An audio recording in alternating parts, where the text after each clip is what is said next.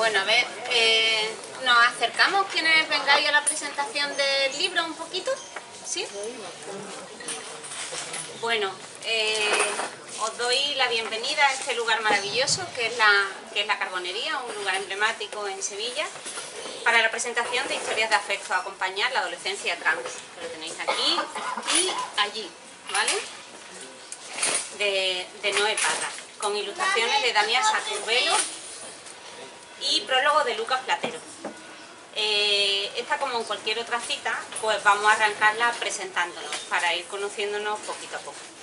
Soy Belén, formo parte de Acción en Red Andalucía y por allí tenemos un stand por si luego queréis bichear un poquito en qué andamos. Nos acompaña también Luis de La Fuga Librería, que está por allí. Un librero puente entre palabras, activistas y artistas que resistimos en Sevilla. Viene cargado de libros para todos ustedes. Esta delicia de libros lo vamos a saborear con Noé Parra y Valentina Pérez. Y lo vamos a celebrar al son de Irene Reina, que está donde estamos, ahí, y Damián Villanueva.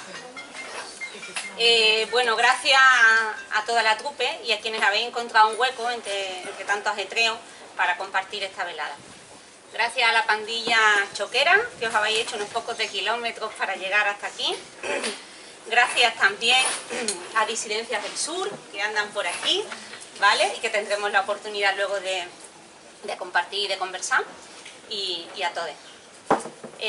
Noé se acerca en este libro a personas adolescentes trans para que, por favor, le cuenten su historia, casi nada. La primera parte del libro consiste en la exposición de esta historia. En una segunda parte, Noé nos propone una cartografía de los planos del acompañamiento, para lo que convoca un grupo de adolescentes trans a quienes preguntan cuáles son las acciones que habría que llevar a cabo para mejorar sus vidas. Y en una tercera parte nos ofrece unas reflexiones desde un acompañamiento afectado, término que ella emplea. En la actualidad, el debate en torno a la transexualidad a veces se presenta enconado y encontramos posiciones muy encontradas, a veces poco constructivas. Algunas veces pareciera que perdiéramos de vista el objetivo, ¿no?, que es mejorar la vida de las personas afectadas, al tiempo que contribuimos a una sociedad inclusiva, menos marcada por la diferencia sexual, para que cada persona podamos brillar con luz propia y vivir nuestra sexualidad sin complejos, con orgullo y sin condicionamientos sexistas. Y entre tanto ruido emerge este libro tan esperanzador porque se centra en la escucha activa de las personas protagonistas de las historias y de personas también cuyas experiencias biográficas, como la de Valentina, pueden ayudar para mejorar la vida de otras personas trans adolescentes. También porque el acompañamiento que la autora propone escapa de esa mirada tan manida y tan adultocéntrica con la que nos solemos acercar a las personas adolescentes.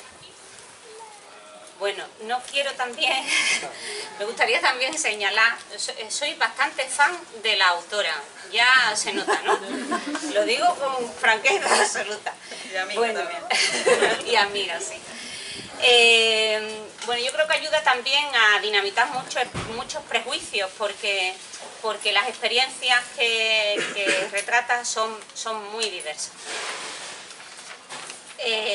Me gusta también del libro su vocación divulgativa, o sea, no es una cosa ininteligible, ni mucho menos.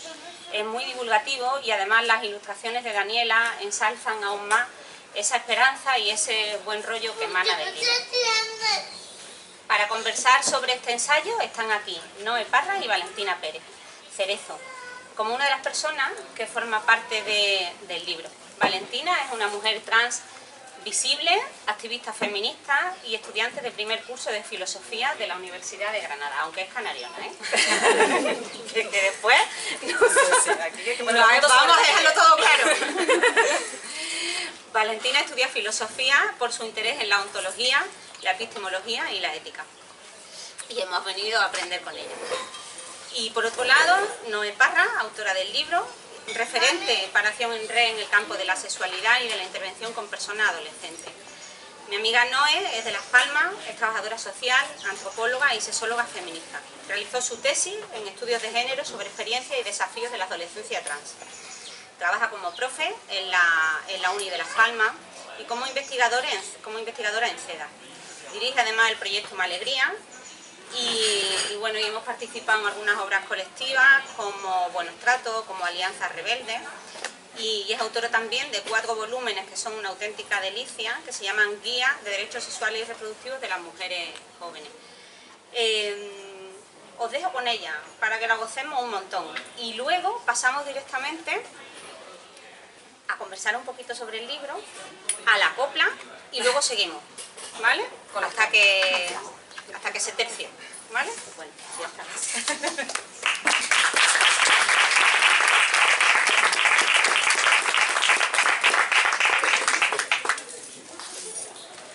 Vale.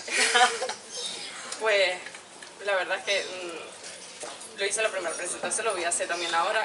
Felicitar a Noé Parra por el libro y por el trabajazo que ha hecho. ¿Qué decía el libro? Es un libro, como ha comentado Belén, muy divulgativo. Esto, o sea, es un libro que puede leer todo el mundo. No es un libro que tiene terminología difícil, aparte de que en la introducción se explica la terminología que se usa, que me parece muy importante, ¿sabes? Porque es a que nos referimos con lo trans o LGTBI, trans con el asterisco, que se refiere al asterisco. También habla de cómo está ahora la situación política en España en cuanto a las leyes trans, o al menos hasta el momento de sacar el libro. Y me gustaría muchísimo hablar de la parte ética, ¿no? Como ya comentaba Belén, me gusta mucho la ética y pues, cómo no, ¿sabes? Yo es que no tengo palabras para describir lo bonito que es el libro, que ni siquiera está, o sea, quizás ni siquiera era el objetivo el que fuese bonito. Pero yo como persona trans, yo me acuerdo al principio de la transición, como hace ya 6-7 años, muchas de las veces que se hablaba de personas trans, de cómo tratar a las personas trans, eran hombres que se acercaban a las personas trans como si un antropólogo hace un trabajo de campo, ¿vale? Como esto es una etnia rara, ¿vale? Y vamos, tenemos que investigar cómo se comporta esta gente, porque claro, esta gente no es normal.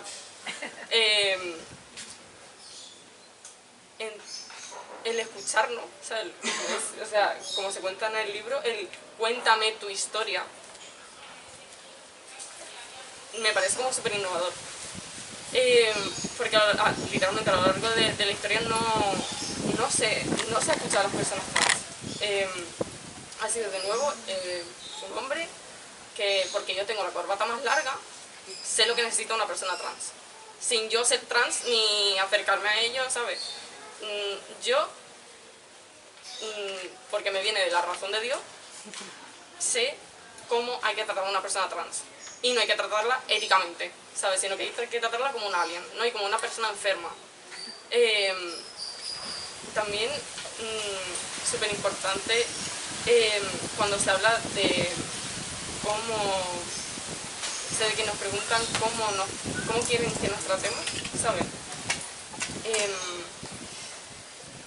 Y que nosotros estemos diciendo qué es lo que necesitamos. ¿Qué necesitamos en la escuela? ¿Qué necesitamos cuando vayamos a la sanidad? Y que no, es que de verdad, que no se nos trate como si no tuviésemos madre, como si no tuviésemos padre, como si nos hubiese engendrado la tierra nada más. Como que, yo qué sé, hay champiñones, ya ves, champiñones. En fin. También, aparte de dársele voz a personas trans en la parte de contar la historia y contar qué necesitamos, también se da volumen y voz a personas trans que son autores, como por ejemplo Shivon Guerrero y Lucas Platero, que son autores maravillosos, yo los recomiendo un montón. También me parece importante la parte de historia, en la que se cuenta la historia de cada persona trans. Ver las diferencias entre cada persona trans, de dónde vienen, cómo ha reaccionado la familia, cómo se lo han tomado ellos mismos, porque las personas suelen pensar que tenemos una historia homogénea entre todos, ¿sabes? Y todos tenemos que saber que somos trans de 2 a 4 años y hemos odiado nuestro cuerpo y lo seguimos odiando, y si así queremos pasar por sanidad, ¿no? Entonces, mostrar que las personas trans, cada una tiene su historia, ¿sabes? Y eso es lo bonito, ¿sabes? Eso es lo que nos hace persona, que cada persona tenga su historia.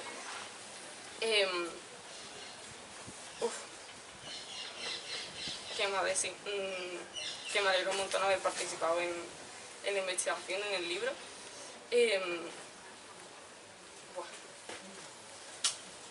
Espero que no se me pasen, que no se me queden cosas en el tintero, pero vamos, te quiero fleje. Digo, yo te pregunto cosas ahora. Sí. Pero en fin. ¿Le doy? Pasa palabra, sí.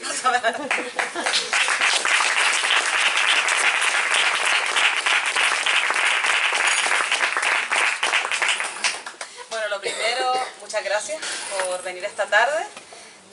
La verdad que es muy emocionante estar aquí por muchos motivos. Una, por esto de que el libro podamos presentarlo en lugares que no sea solo Canarias y que las cosas que hacemos en Canarias queden en Canarias, sino que podamos, bueno, transitar las fronteras, venir a la península y pasearlo por aquí, ¿no? Creo que eso es muy importante.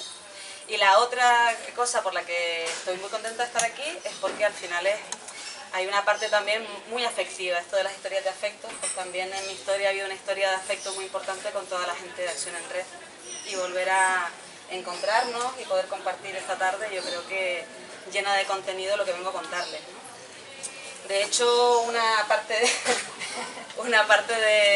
de las conversaciones hiladas, ¿no?, que tienen al final todas las historias, todos los libros, todas las cosas que hacemos, al final es el eco de un montón de voces que han estado ahí, de conversaciones, de historias, de trabajo, ¿no?, y también de militancias y de activismos, y al final este libro pues tiene también todo eso. Y claro que resuenan pues maneras en las que a lo largo de mi historia militante y de mis relaciones con la gente que estamos aquí esta tarde, ¿no?, una parte de la gente que estamos aquí esta tarde, pues hemos construido una manera de acercarnos al acompañamiento, de mirar a las personas adolescentes, ¿no?, de entender las relaciones, y creo que eso, bueno, quien conoce Acción en Red y quien conoce un poco la historia de este libro, creo que lo percibe en las páginas. Hablar un poquito más fuerte. ¿Más fuerte? Sí. ¿Así me oyen bien? Sí, bien. Vale, pues por esa parte, pues gracias por la invitación, por poder estar aquí, y ahora les empiezo a compartir un poquito de la historia de este libro, ¿no? La historia de este libro tiene muchos hilos narrativos de los que se pueden tirar para contarla. Y además hay un momento en el que para mí contar esa historia es complicada y compleja porque los hilos se terminan haciendo una maraña. Y en esa historia pues confluyen un espacio de apoyo y de acompañamiento a personas adolescentes en el que Valentina participó durante mucho tiempo, ¿no? Y como conocí a Valentina, ¿no?, que nuestro encuentro fue hace ya años. Confluye lo que implicó para mí también, bueno, para ti supongo que también, y para la gente que participó en ese espacio de repensar un montón de cosas, ¿no?, de apertura, de quiebra, de transformación para quienes estábamos allí, y para mí en primera persona también, ¿no?, en ese proceso. Para mí la Pandite, ¿no?, que del espacio que estoy hablando, transformó mi forma de ver también lo trans, de acercarme a las personas adolescentes, de entender las relaciones de género y entender el acompañamiento. Lo transformó radicalmente, ¿no? O sea, me hicieron mirar el mundo con otros ojos. Y otro de los hilos que se mezclan ahí, que es uno de los más potentes e importantes, es que hice mi tesis doctoral. Entonces, la tesis fue un drama, ¿no?, porque las tesis son un drama y se transita con mucho dolor.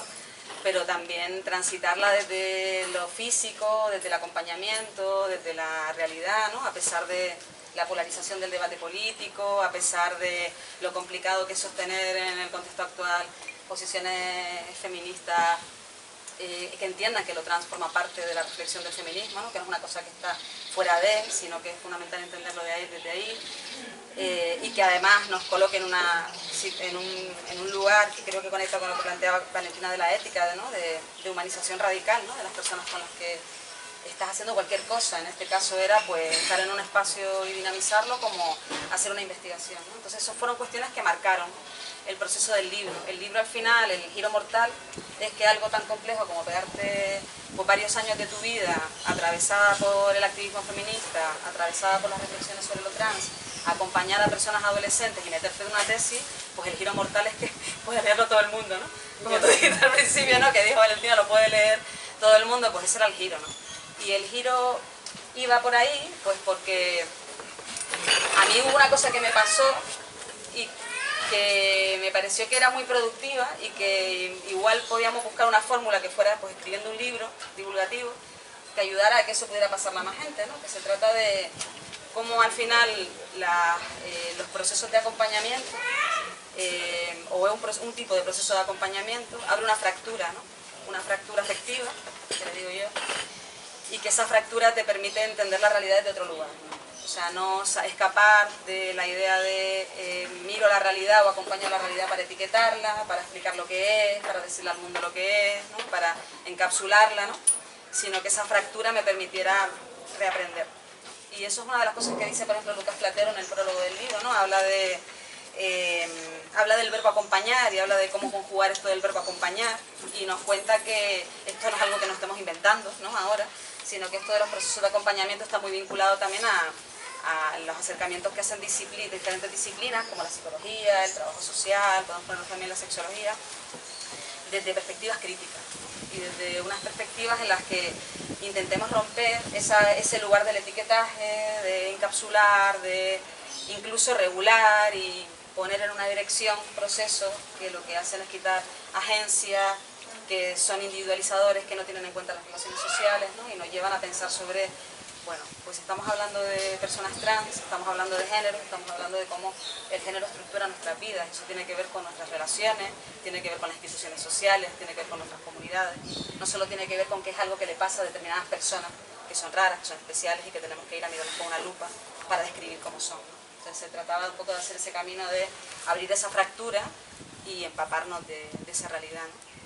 Y claro, en un momento en el que están pasando cosas importantes, y una de las cosas que posiblemente más importantes empezaron a ocurrir cuando yo me acerco a la realidad de la adolescencia, en particular trans, es que hay una emergencia de un sujeto que hasta ese momento era un sujeto invisible, un sujeto no reconocido, que no existía, ¿no? Que era toda la cuestión de la infancia y la adolescencia trans, ¿no? Y en ese momento en que hay una emergencia en el sentido no de urgencia, sino me refiero a que algo emerge, ¿no? Que algo surge, pues claro, pues cuando a las cosas surgen, pues pasan cosas. Por un lado, pues que combaten con las formas dominantes de entender esa realidad, y entonces pues ponen en marcha también todo lo más conservador, lo que quiere atrapar, ¿no? Y intentar pues no darle salida o espacio a esa realidad. Pero también pasan otras cosas, que es que para la gente hacerse inteligible en los contextos tan hostiles y tan duros, pues necesitas utilizar los elementos que te hacen inteligible, ¿no? Y esos elementos tienen que ver con la norma de género. Entonces, también en ese momento de emergencia, a la vez que estás rompiendo moldes, también estás reproduciéndolos, ¿no? Entonces aparecen algunos discursos profundamente esencialistas en la forma de entender lo trans, de entender la identidad, de entender, no como decía Valentina ahora, que me pareció fantástico cuando dijo, porque claro, todas las personas trans tenemos que ser trans desde los 2 y de los 3 y 4 años. No, o sea, ¿no?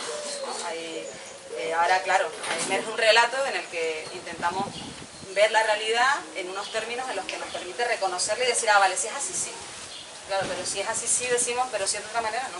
Y entonces volvemos a poner fronteras, ¿no? Y espacios que echan a por fuera de los márgenes de lo que entendemos que forma parte de la normalidad en esta sociedad.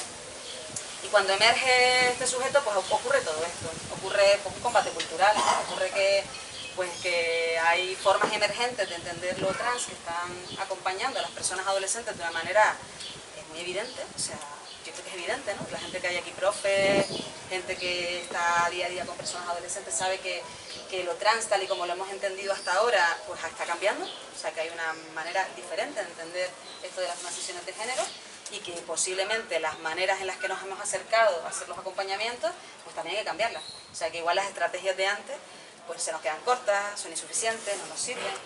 Y que luego también, hoy por hoy, está pasando algo importante que tiene que ver con los contextos sociales y cómo se dan los debates en los contextos sociales y cómo se articulan en los contextos históricos, ¿no? Y en los momentos históricos.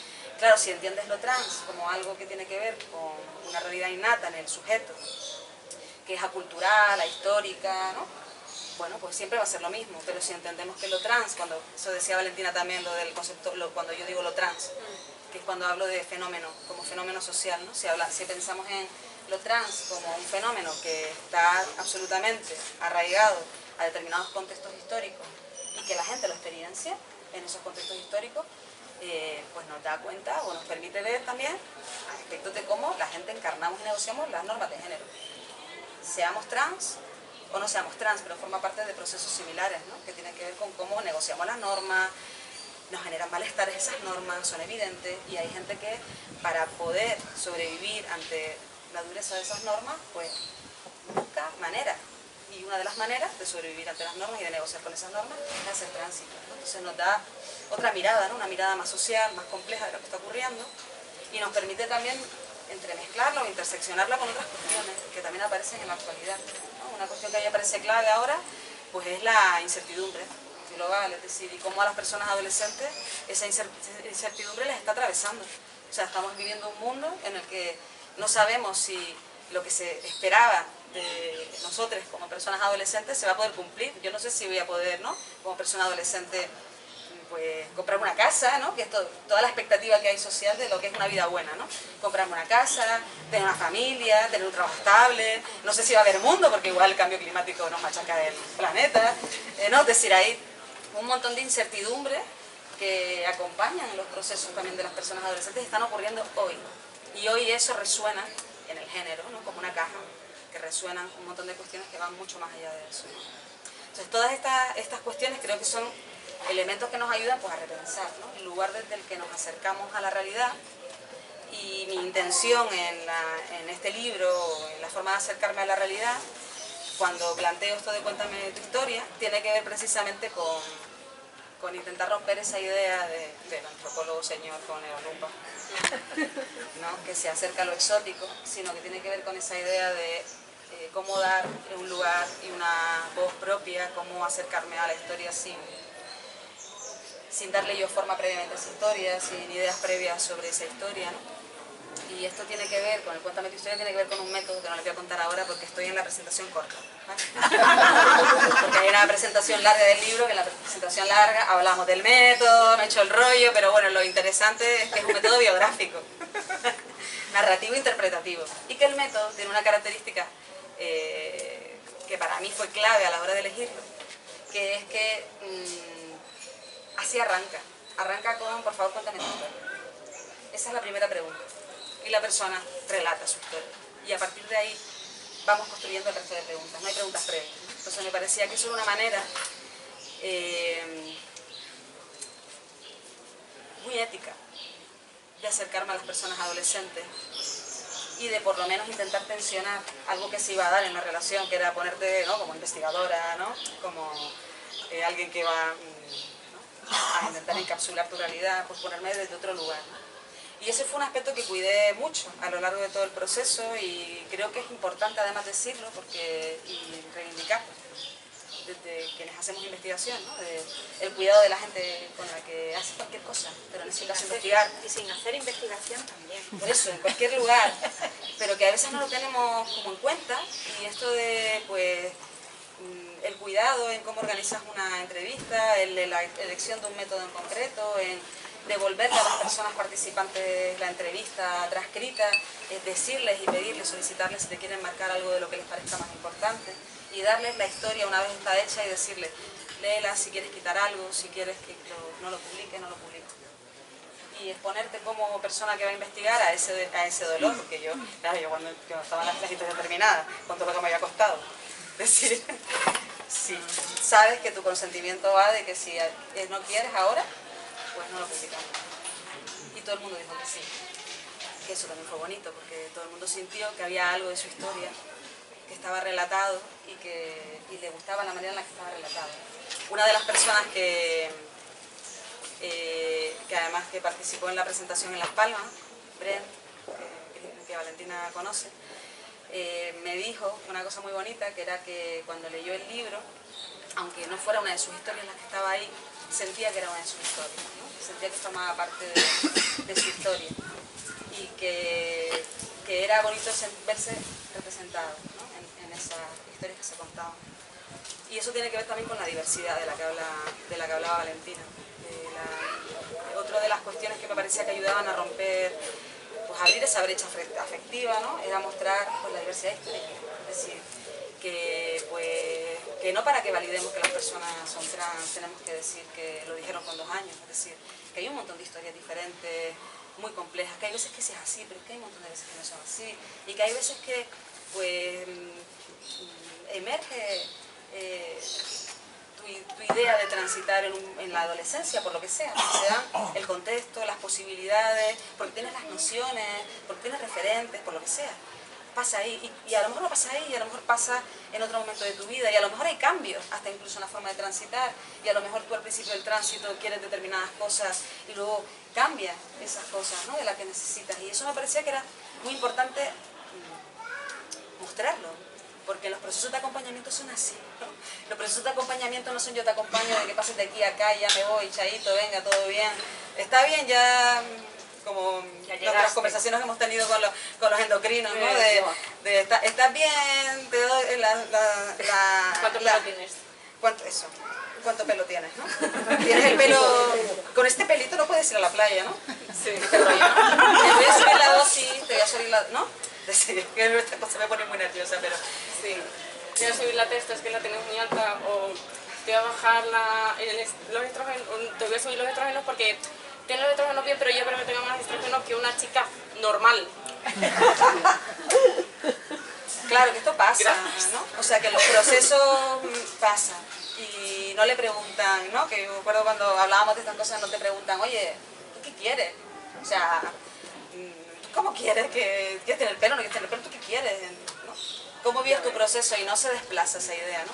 Entonces, una de las cosas que ocurre efectivamente en el libro cuando entras es que ves que cuando empieza el tránsito empieza toda la maquinaria, ¿no? Y toda la maquinaria es, pues, lo primero es la noción médica de lo trans, llegar al servicio. En este momento además había procesos diagnósticos, cuando hice ahora en Canarias no hay procesos diagnósticos, pero en el momento en que hice las entrevistas sí, y entonces pues cuentan relatos, claro que son... aparte de poco éticos, ¿no? Son profundamente sexistas, ¿no? Sobre cómo se hacen los procesos de diagnóstico y además lo que me parecía más importante era cómo afecta la subjetividad de una persona adolescente, ¿no? Que efectivamente te diga el endocrino si tienes mucho pelo para ir hacia la playa, ¿no? Y que te tengo que buscar la dosis para que sea más baja que una mujer cis, ¿no? O que no te pregunten, como uno de los casos que aparece en el texto, ¿no? Que lo que te pregunten con el tema de la cirugía, no, yo te voy a hacer una cirugía de mastectomía, tal, dice, no, pero es que yo esa no la quiero ya, pero es que la que tú quieres es femenina, es que yo quiero esa, no quiero la que, ¿no? O sea, que hay unos procesos también de forma de entender lo trans o un acompañamiento entendido también desde las nociones médicas que dificulta entender qué es lo que está pasando con las personas adolescentes. Que las nociones de entender lo trans y los procesos en los que van viviendo, que pueden además caminar en una dirección y luego cambiarse a otras direcciones, no nos están permitiendo acompañarlo adecuadamente y darles espacios para que esos acompañamientos permitan a la gente agenciarse, tomar decisiones, entender, ampliar sus marcos de comprensión del género, desplazarlo, romper en determinados momentos ciertas normas, ¿no? O valorar si es posible en determinados contextos romper determinadas normas o te puedes poner a situaciones de violencia, ¿no? O sea, acompañar esos procesos es bastante más complejo. Y cuando les preguntaba cuéntame tu historia, lo primero que aparecía, que era muy interesante,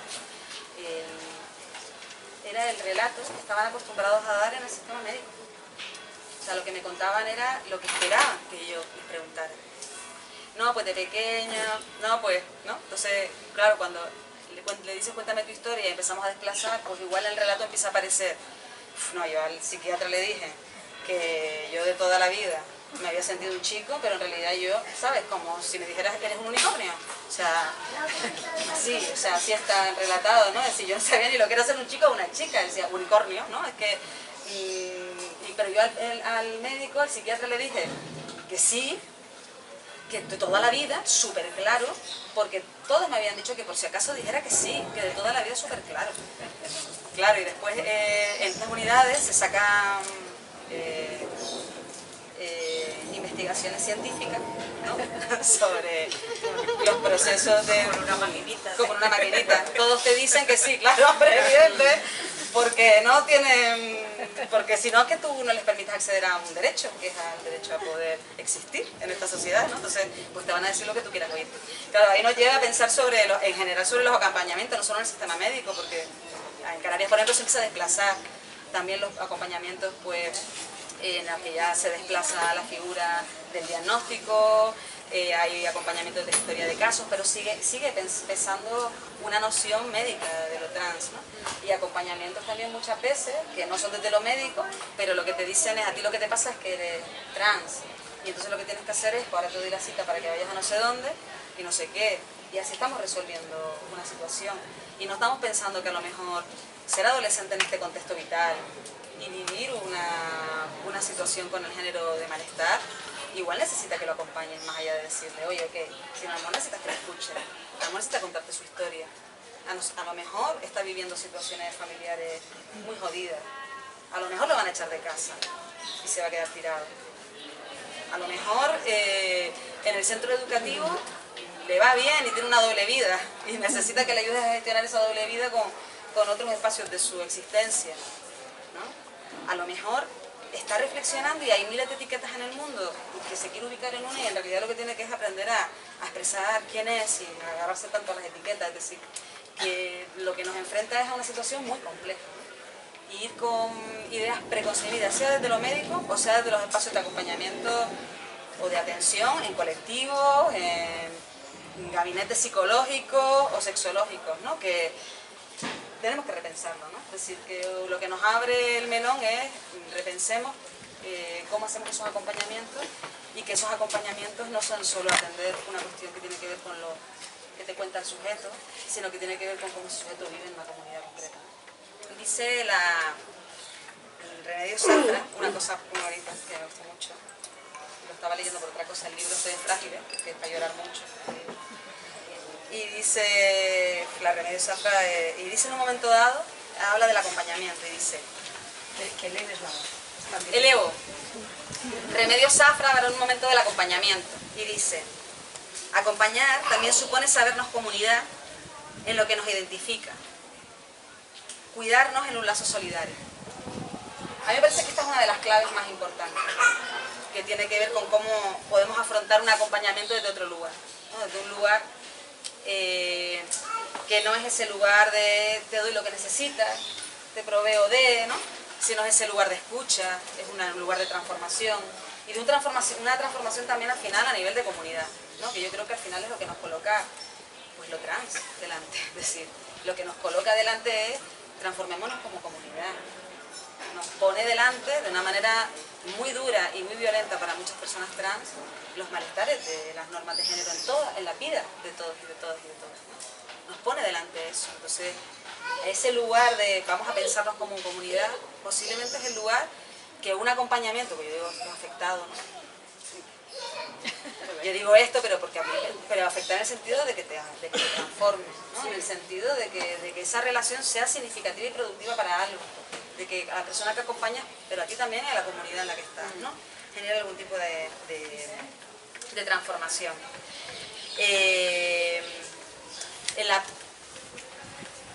En la segunda parte, que es otra de las cosas que creo que es importante, ¿no? En el libro tiene la primera parte de las historias, en las que digo lo de por favor cuéntame tu historia, que se abren todos esos espacios de diversas formas de afrontar un proceso de tránsito en la adolescencia, porque todos son de adolescentes. En la segunda parte,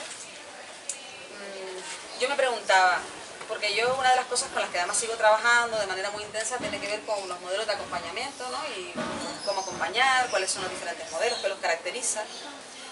Y decía, bueno, pues voy a entrevistar a expertos para que me cuenten esto de cómo acompañar, ¿no? Y entonces yo dije, ¿por qué no le pregunto a las personas adolescentes ya que no? Ya que estamos haciendo esto de las historias, ya que en realidad empecé a ver que habían propuestas muy interesantes en sus propias historias, fórmulas y estrategias de afrontar determinadas situaciones que me parecían muy innovadoras y que nos estaban poniendo delante una realidad pues, de la que necesitábamos aprender. Dije, bueno, pues en vez de hacerlo de los expertos, pues los expertos son las personas adolescentes. Entonces junté a un grupo de personas adolescentes, hice una técnica con ellas que se utiliza para trabajar con expertos. Entonces dije, bueno, vamos a utilizar esta técnica esta técnica de trabajo con expertos con las personas adolescentes. Y ahí fue donde participó Valentina, ¿no? En esa parte, ¿no? Que les pregunté, y fue fantástico porque fue un poco como lo de cuéntame tu historia, pues fue bueno, pues qué acciones hay que hacer para mejorar sus vidas. ¿Tú te acuerdas por dónde empezamos a hablar? Creo que empezamos a hablar de... Habla fuerte, Valentina. Creo que empezamos a hablar de la escuela, o sea, del ámbito del colegio. ¿Te acuerdas qué cosas salieron? Sobre todo el acompañamiento, ¿sabes? En que se nos escuche. Si no me equivoco. No, pero no lo leas. Porque además tú estabas súper activa ese día. Sí. Súper activa. Estabas así. no ¡Hay que educar desde pequeños! Sí. A todos, ¿te acuerdas? A todos Sí. los niveles educativos. Facilite, ¿no? Entonces fue el hecho de educar a la población desde que son pequeños, porque, a ver, no. Enseñarle a los niños que existe la realidad trans no lo va a hacer trans. Sorpresa. Alerta spoiler, no va a pasar.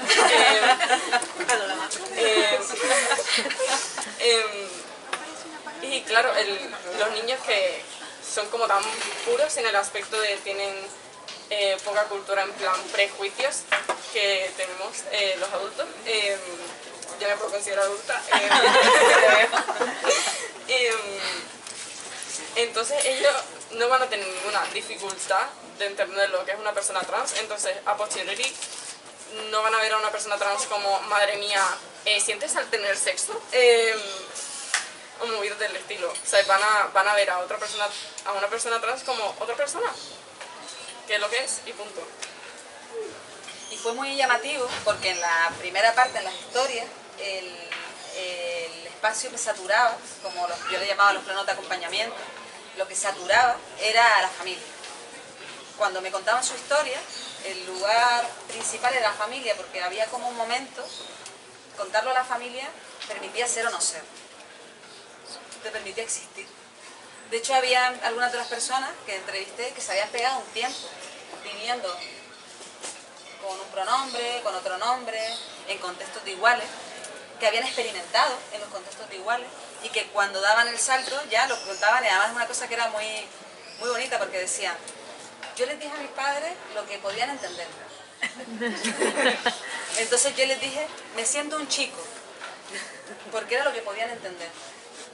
Y esto me parece muy significativo, ¿no? Porque claro, nos llega una elaboración y la familia luego interpretamos esa elaboración. Nos lo están contando dicen, utilizo las palabras con las que van a poder entender qué es lo que siento, porque si lo cuento en mi batalla, no van a entender nada. Pero fíjense que ya estabilizamos en un lugar, cuando en realidad lo que les está ocurriendo es bastante más complejo. Y lo que habían experimentado durante ese tiempo es bastante más complejo. Y va a seguir siendo complejo, ¿no? Y las vivencias van a seguir siendo complejas. Entonces, su relato lo que te hacía era abrirte un marco que como personas adultas estamos cerrando y encapsulando en lugares. Y prevemos que ese marco va a ser desde un lugar. Personas cis adultas no pasa, lo colocamos, ya, ¿no? Pero las personas adolescentes te están contando ya con sus palabras que el marco se desborda. Y te están diciendo, ¿no? Cuando me decían, les dije que lo que podía entender, pero claro, que me cuento mi historia, ¿no? Era bastante más compleja, ¿no? Y decirlo a la familia ese momento, con mayor o con menor dificultad o con imposibilidad, permitía poder existir en el resto, ¿no? Porque lo que permitía en realidad era poder acceder a una cosa que yo llamé en la tesis los dispositivos de transición, que es entrar en toda la maquinaria, ¿no? Que la maquinaria da un sentido de ti misma que luego tú vas rompiendo. Y lo que yo veía era que el sentido de uno mismo, que cuando entras en la maquinaria, ¿no? La maquinaria legal, del cambio de nombre, la maquinaria, ¿no? Que tienes que adaptarte a lo que te van pidiendo, la maquinaria del sistema médico, para las hormonas, la maquinaria de la escuela, ¿no? Pero luego había momentos que se desplazaba, y cuando se desplazaba eran en contextos de afecto, Sí. como la PAN. Sí. Claro, eran los contextos en los que habían contextos afectivos que te permitían expresarte, ser, dejar que tu vulnerabilidad cayera y fuera acogida, ¿no? Contar cosas que en otro contexto tenías que sostener para ser inteligible, para que te entendieran, para que te respetaran, pero que ahí podías dejar caer, que ahí podías hablar del pitoclito. ¿El pitoclito? De cuando crece el clítoris por la testo y pues le buscas un nombre y decían el pitoclito. Y se podía hablar de eso, se podía hablar de tus primeras experiencias eróticas, se podía hablar de las dificultades que tenías en el contexto familiar o de lo que te ocurría en el centro educativo y cómo respondías, ¿no? ¿Te acuerdas que a veces pues nos imaginábamos hacer un cómic con las historias que ocurrían? Nos imaginábamos hacer un cómic con las historias que ocurrían en el centro educativo, ¿no? Cómo se respondían, qué estrategias ponían en marcha. Eso ocurría en ese espacio y era un contexto que permitía desplazar. Hay dos cosas que quiero leer antes de que acabemos, que ya me queda nada. Una es sobre esto de lo que se desplaza, que lo dice Andrés, y Andrés, que me pareció muy claro lo de romper y cómo se podía romper ese tránsito hacia adelante, lineal, estructurado, ¿no? De aquí para allá, cómo se podía romper en determinados espacios, ¿no? Y él decía esto, sobre el grupo de apoyo. Yo pensaba que iba a entrar e iba a ser una nube de personas odiándose a sí mismas, porque yo relacionaba ser trans con odiarse a sí mismo y odiar sus cuerpos, porque estaba en el cuerpo equivocado, y al contrario. Yo veía gente que cada uno tiene sus cositas y se las trabajaban, pero que no era eso, y me gustó un montón. Y claro, ahí fue donde aprendí todo lo que sé ahora sobre el ser trans, sobre vivir ser una persona trans sin esos miedos, sin ese rechazo. Así que no sé, fue algo como súper liberador para mí. Esta idea del desplazamiento, ¿no? De lo que se espera, de lo que espero cuál es el relato de ser trans, y lo que genera el aislamiento también, ¿no? De no tener otros espacios de gente con la que poder romper ese tabú, ¿no? Y esa idea del cuerpo equivocado. Y otra de las cuestiones que me parece potente, y a mí lo quiero leer porque me gusta esta parte, me parece que es un cierre bonito, que es lo que hablábamos de la escuela, ¿no? Veíamos como la familia era como un lugar clave para poder existir, pero después veíamos que el relato mayoritario en la discusión sobre qué hacer y qué cosas hacer se daba en el contexto de la escuela, como un espacio en el que pasabas un montón de horas de tu vida, en el que era súper importante que no tener que estar explicándole a todo el mundo lo que te ocurría, de no tener que estar dando explicaciones, ¿no? Hablaban de los rumores, de las miradas, ser ¿no? el bicho raro. De ser el bicho raro en ese contexto, ¿no? Y entonces voy a leer un extracto que a mí me parece que nos da claves, ¿no? Para pensar yo no solo en la escuela, y también como cierre, pensar esto de la idea de acompañar desde la comunidad, no solo pensar en el acompañamiento como algo individualizado, sino como qué implica, ¿no? Qué implica lo trans en los contextos comunitarios y sociales. Y lo voy a leer desde el principio este extracto, ¿vale? Bueno. ¿Se me oye bien? Sí, vale. ¿Más o menos? que hay que preguntar. Habitamos la escuela desde temprana edad, y en los límites de su geografía aprendemos vividamente lo de nuestros cuerpos. ¿Cómo habitar la escuela cuando en ella se afianzan y reproducen los valores hegemónicos de género, capacidad o edad? ¿Cómo experimentar comodidad cuando se encarna la quiebra de esos valores? ¿Cómo construir un sentido de sí amable cuando son habituales los insultos de puta, subnormal, gorda, marica o travelo? ¿Es posible encontrar puntos de fuga en sus estructuras? ¿Grietas que permitan desbordar la rigidez que nos araña la piel al sentarnos en el pupitre? ¿Es posible que en las grietas crezcan flores? La realidad trans es como un seísmo para el edificio de la escuela o de nuestras comunidades. Podemos arreglar los destrozos y hacer como que no pasa nada, colocar cada cosa meticulosamente en su lugar, pintar de nuevo los baños de rosa y azul, enseñar geografía como si la sacudida no hubiera ocurrido, hacer de ello un secreto, instaurar el daño como una práctica educativa. Pero también podemos aprovechar los derrumbes para rediseñar el patio, inventar juegos con las piedras, tirar algunos muros que ya sobraban, pintar con nuevos colores e investigar sobre los movimientos tectónicos y la creación de cordilleras. En definitiva, mirar la realidad con nuevas lentes, enriquecer la vida escolar y abrazar la diversidad como algo que nos constituye. Evidentemente apuesto por lo último, también sé que no es una tarea sencilla, pero desde el espacio del aula y de la práctica educativa afectiva, desde donde podemos hacer una escuela diferente. Y eso puede ser una oportunidad para que crezcan flores en las grietas tras el sello.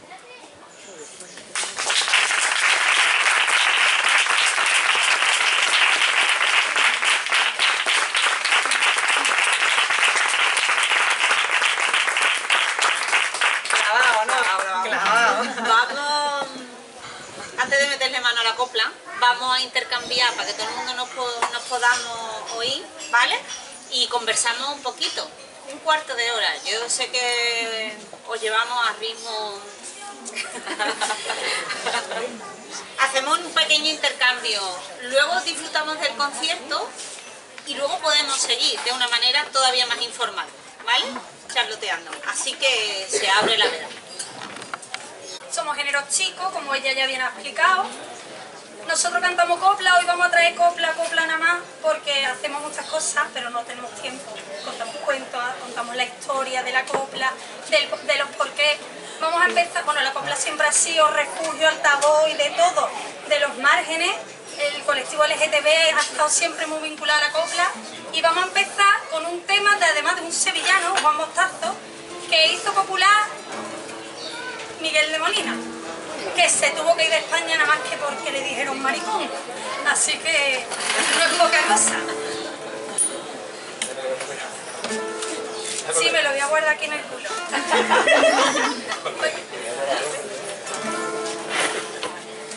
Toma, hijo.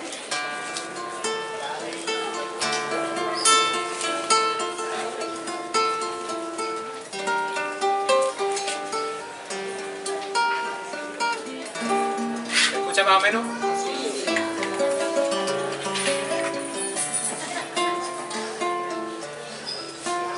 No te pío, no te debo, voy de tu vera y olvídame ya, que paga por oro tu carne morena, no me digas vaya que estamos en paz. No te pío, no te debo, si tú me lo diste, yo no te pedí. No me eches en cara que tú no perdiste, también a tu vera yo todo lo perdí.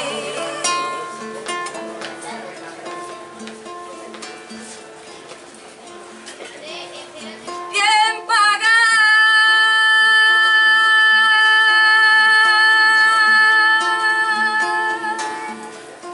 Si tú eres la bien pagada, porque tus besos compré y a mí te supiste dar por un puñado de panes. Bien pagada, bien pagada, bien pagada, fuiste mujer.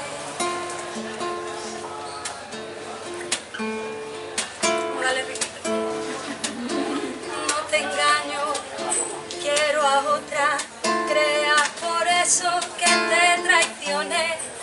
No cayó en mi brazo, le di solo un beso y el único beso que yo pagué. No te pío, no te debo, y entre estas paredes dejo sepultar penas y alegrías que te he dado y me diste, y esas joyas que ahora pa' otro lucirá.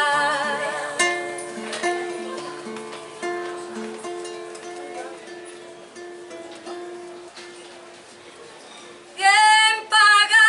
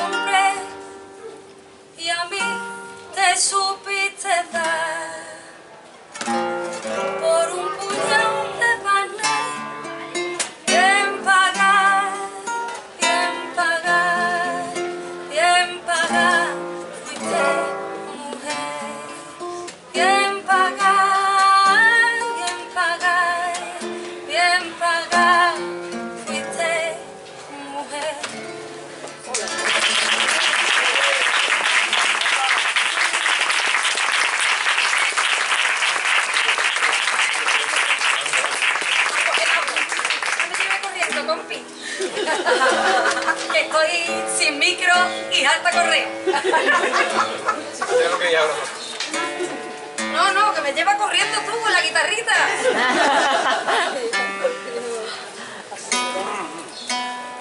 Bien pagado, pero esto no está pagado, ¿eh? Aguantar maní no está pagado. Estoy feo. ¿A que no? Pregúntale a Eri. Eri, ¿cómo está eso? ¿Dónde vas? ¿Dónde vamos? Vamos a una aquí bonita de amores. Para que no se vea para ver si me hacen una foto. Que yo soy muy propia. Antes muerta que sencilla. 5 hijos. Eso es lo que quiero ver.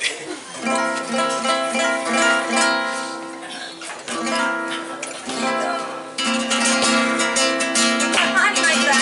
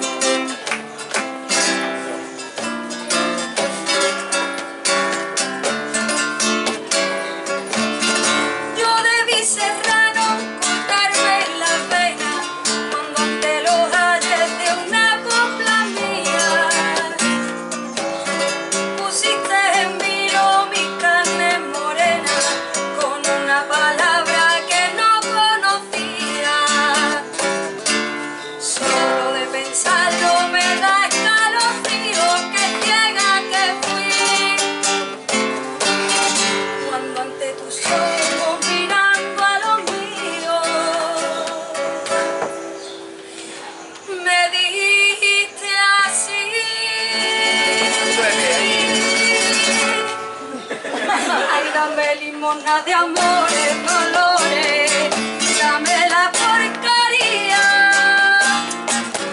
Pon en mí unas flores, colores, que Dios te lo pagará. No me niegues mi serrana y el agüita de beber. Ten piedad, samaritana, de lo amargo de mi ser.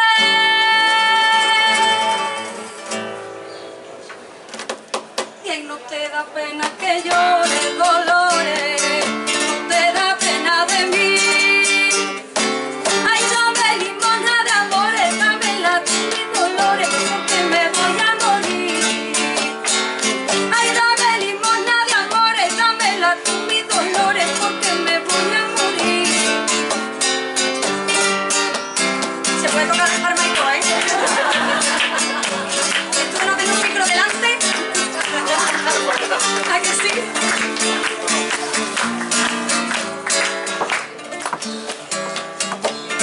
Yo no necesito tus pobres caudales, ni quiero que finjas acá un momento. Me basta y me sobra que llores canales, mordido de pena y de arrepentimiento. Pero nunca jamás en la vida podrás tú saber. Y es que hasta el momento en que esté en la agonía, te habré de querer.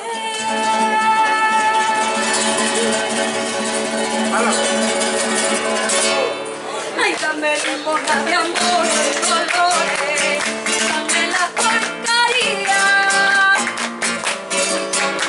Unas flores, colores, que Dios te lo pagará.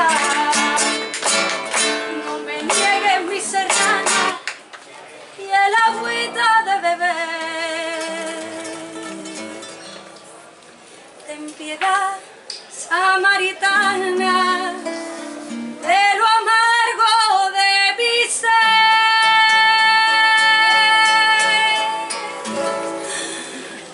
Y ahí no te da pena que llore dolores, no te da pena de mí. Ay, dame limosna de amores, dame la de mis dolores, porque me voy a morir. Ay, dame limosna de amores, dame la de mis dolores.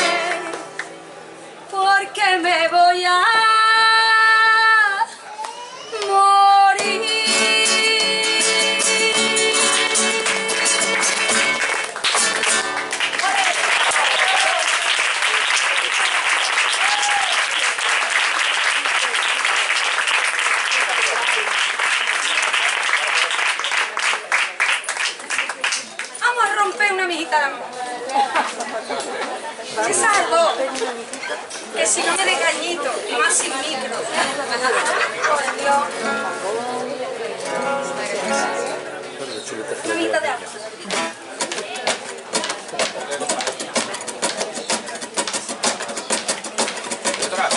Podéis, no, no pasa nada, no explotáis.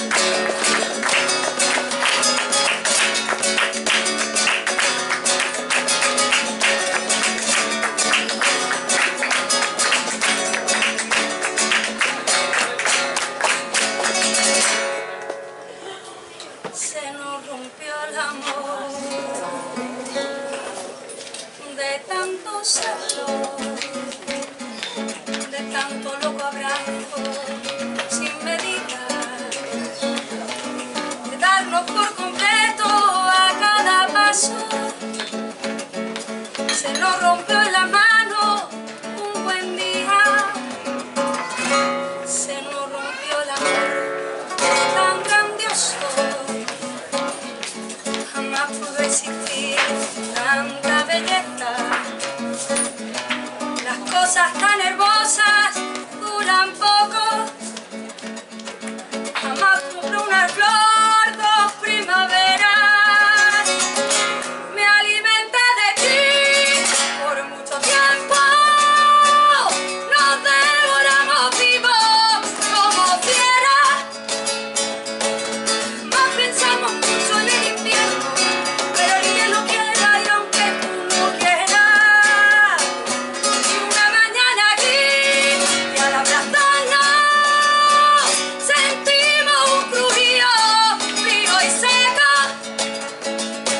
Cerramos nuestros ojos y pensamos, se nos rompió el amor de tanto salvo.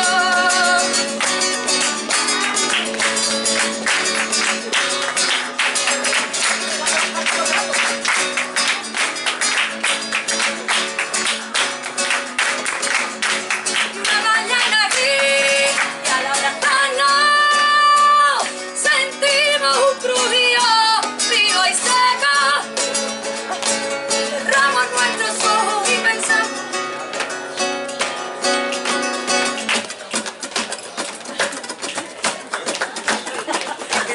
si no habla el vino pasa.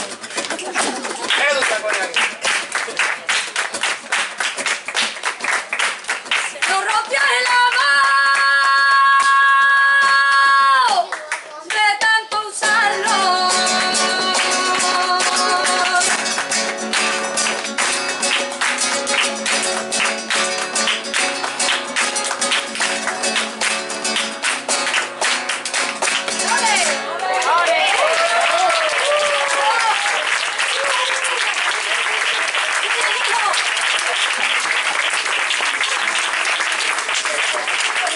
Yo creo que ya estamos fuera, ¿no? ¿Vale? Otra. Venga, vamos a cantar una que además tiene una historia muy bonita. Que la cantaba la argentinita Anca Lorca en Nueva York. Ya cuando vinieron, grabaron un disco. No, ahí estábamos nosotros todavía. Todavía ni pensado.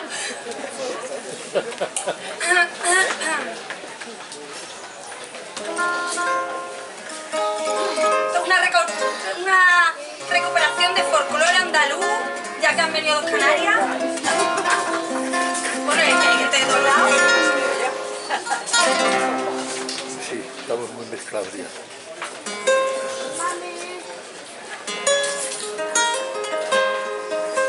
Como para buscar la pureza de sangre. No dábamos ni uno. Claro, es que eso era una locura medieval, vamos.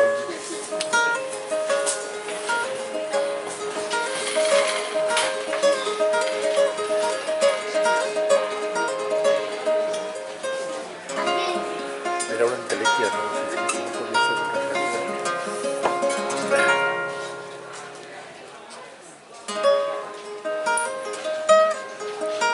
Yo tengo apellidos judíos, catalanes, casi mesetarios también. Sí.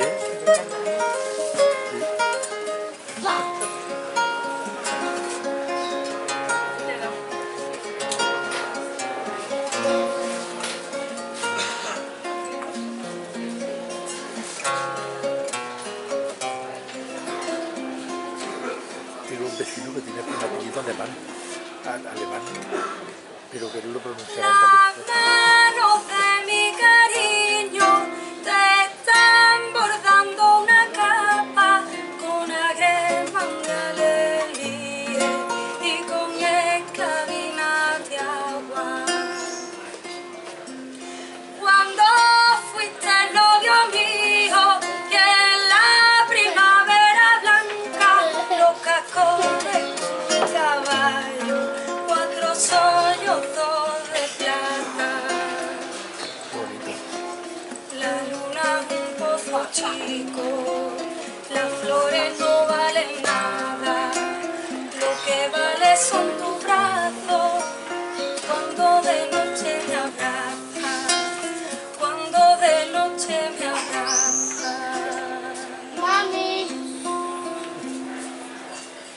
Tengo los ojos azules, tengo los ojos azules y el corazoncito igual que la cresta de la lumbre. De noche me salgo al campo y me harto de llorar, de ver que te quiero tanto y tú no me quieres nada. La luna es un pozo chico, las flores no valen nada, lo que vale son tus brazos cuando de noche me abrazas, cuando de noche me abrazas.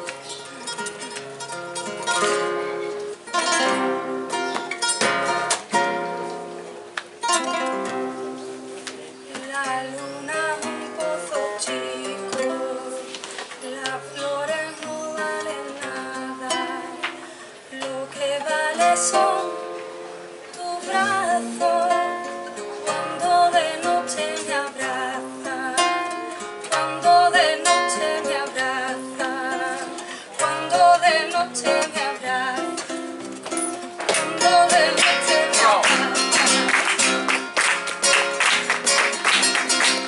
24 horas del día, 24 horas del viernes, verás que 3 horas antes del día. Y este gitano está loco que no van a estar, pero que suelta de noche, quiere que sea de verdad. La luna es un pozo chico, las flores no valen nada, lo que vale son tus brazos cuando de noche me abrazas, cuando de noche me abrazas.